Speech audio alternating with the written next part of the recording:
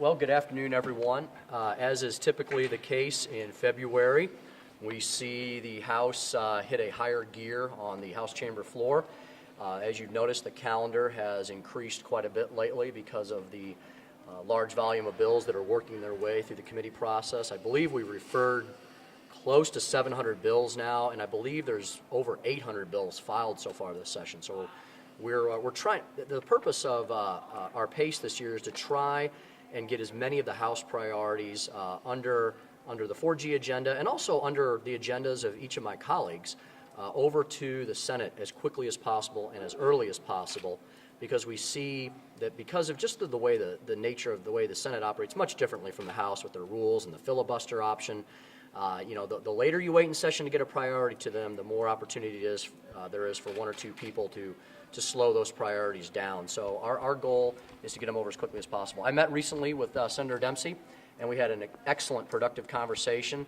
And I would say that I'd say 90% or more of our agendas line up and match very well. He wants to create more growth and opportunity for as many Missourians as possible this year in many different areas, and that matches up with exactly what our purpose here in the House. Saw a very active week on the House floor. We third read some very important bills, the Conscience Protection Act for medical workers, which has been a priority of mine for several years now and has always made it out of the House with overwhelming bipartisan supermajority support. I want to again thank the nearly dozen members of the minority party who supported that, and I want to thank the majority of the women in the entire House who supported this bill. This bill was all about protecting medical workers, protecting patients, and making quality of care better here in the state of Missouri, truly improving care.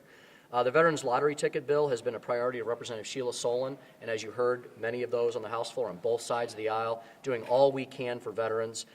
We have to constantly try and keep up with the pace that the folks who push illegal substances on our youth and our children, the synthetic cannabinoids, constantly looking at strengthening laws in those areas, dealing with those dangerous drugs. Sean Rhodes, that bill passed out very well. This week, there were several others. We dealt with the propane gas issue with passing an HCR out, which went very smoothly today. We simply think there's some important matters to look into on that.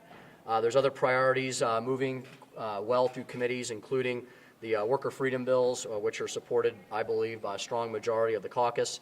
The tax cut bills are on the House calendar. I believe the floor leader intends to bring those up next week. They've been on the calendar for about a week now, and we had a good discussion in caucus, and I believe we have a strong majority of support in the caucus for smart, sensible reductions in tax burdens to our caucus members.